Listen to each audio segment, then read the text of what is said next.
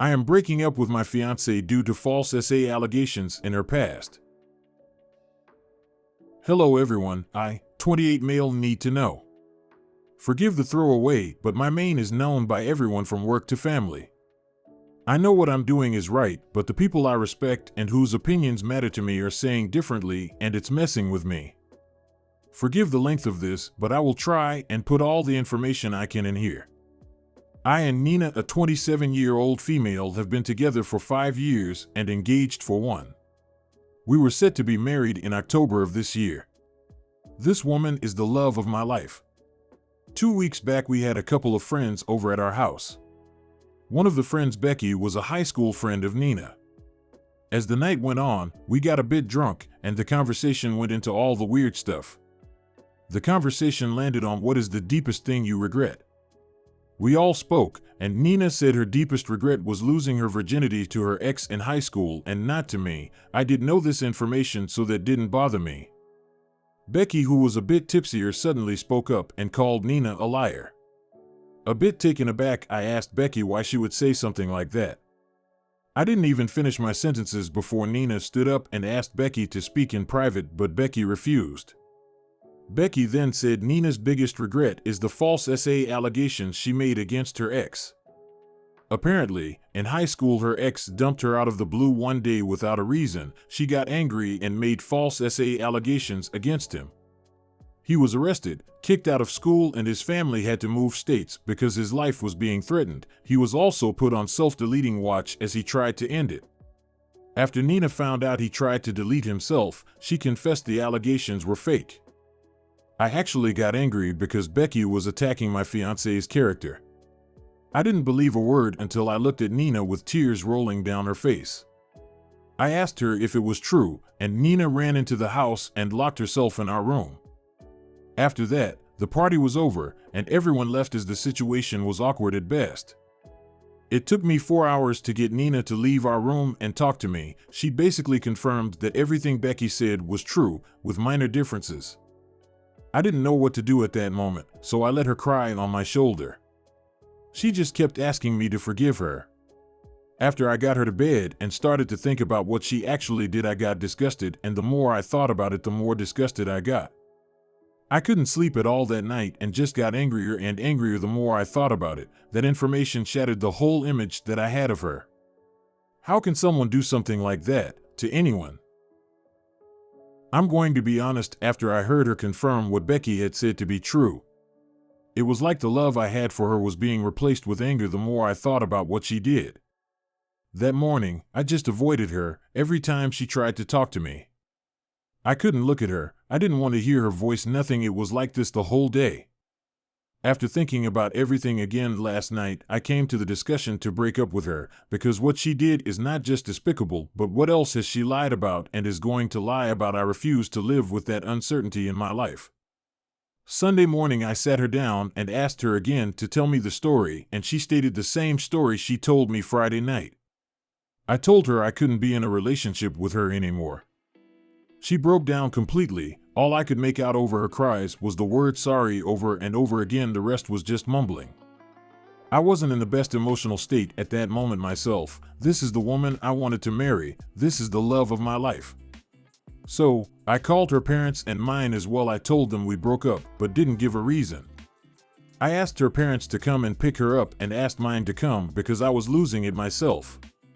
Her parents got to my house first. Her mom went directly to her to comfort her, and her dad asked me what happened. As soon as I said the words she made false accusations, he stopped me and said he understood. He asked me if it was right to grab a couple of her things.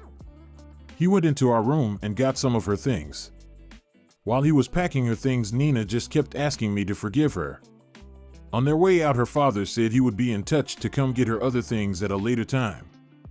I know I make it sound quick and easy, but all of this took about 30 minutes. An hour later, my parents arrived at our house. As soon as I saw my father, I completely broke down. I couldn't even stand on my own feet. He had to keep a hold of me. I literally cried myself to sleep while my father was holding me. This was the first time I was able to sleep since Friday night. I woke up to my mom cooking dinner for us. The first question was from my father, who asked if I was okay, and I couldn't answer him. My mother then asked what happened, and I just started to cry again.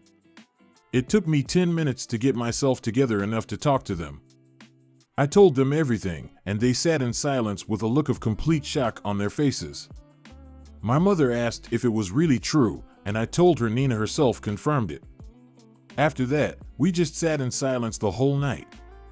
It's just my dad constantly checking in on me. On Monday, I woke up to my dad missing and just my mom in the house. I asked her where my dad went, and she told me he left their house but would be back soon. Luckily, my mom answered my phone that morning when my manager called because I was a no-show at work. I got 2 weeks off at least. My dad came back later that day with his and my mom's clothes and a couple of other things, because they will be staying with me for a while. When I wanted to object, my father told me he didn't want to hear it. At about 1600 hours the same day, Nina's mother came to my house and wanted to speak to me. My mother didn't want her to even come into the house, but I agreed to talk to her. Apparently, Nina is in a bad way. She refuses to eat and is constantly crying. Her mother asked me if I could forgive her and possibly get back together with her. They would even pay for couples counseling if that were what I needed. My mother kicked her out of my house after that. I didn't even get a chance to respond. My phone from that Sunday has been blowing up from her, our friend, her mother, even some family members on both sides wanting me to reconsider our breakup as she did nothing to me and this was in her past. Although true, I can't forgive something like that. She caused her ex to lose his life and nearly caused his death. Suppose she can lie about something like that, what else can't she lie about? What else hasn't she lied about? Almost everyone I know has been harassing me and calling me heartless for not seeing her pain, calling me an asshole and that I'm a piece of crap for holding something she did in her past over her head. That I never truly loved her is I can end things just like this, and it's starting to get to me. My parents were still at my house, so I asked my dad what he would do. He responded with one question. Do you think you can forgive her? When I said no, his response was, then that is the end of it. Everyone else can go screw themselves. Here is an edit. Just to clarify something that I see coming up in the comments. She was 18 at the time she made the false accusations. I don't know if they apologized to the guy. After they moved, they completely disappeared. I know his name and the names of his parents, but can't find them on any social media. 6 months passed from the time she accused her ex to her confession. Here is an update. First, thank you everyone. I do appreciate your support. The update won't be long, but something has happened in the last 2 days. I have found out what happened to the ex. I know I said I wouldn't go looking for him, but he kept creeping into my mind. Unfortunately, he is no longer with us. He took his own life at the age of 22. I found an obituary of him. I didn't contact his parents or anything, just some snooping on the internet from their old profile. I managed by luck to track them down through old friends and some family members.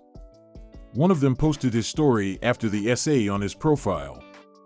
Someone found out about the essay allegations at his college and reported him. He was kicked out and got fired from his job even though he was cleared, and he ended himself afterwards. I don't know if my ex knows. I am also labeled as an abuser now and being investigated by the police. Had to go and give a statement at the police station this morning. My ex reported me to the police for DV. I was also issued with a restraining order to not go near her. Don't want to anyway. My mother is furious. I have never heard my mother cuss, but she became a sailor when I told them what was going on. Even my dad was shocked. I explained everything to the police and gave them all the evidence I had so far, all the saved messages and voicemails. But they said the case cannot just be dismissed as they still have to do an investigation because apparently my ex has proof via photos of brushes on her body. I did ask when and how, but the office refused to tell me. Ongoing investigation and all that crap. I can with full confidence say I have never hurt her in any physical way other than a slap on the ass. Sorry for not giving a happy update. I thought this would have been done with. Luckily, I can say all thoughts of reconciliation are out the window and driven over by in truck. We hope you enjoyed listening to today's stories. If you want to see more stories, check out these videos or check the links in the description for more videos. And don't forget to like the video and subscribe to the channel. And ring that notification bell.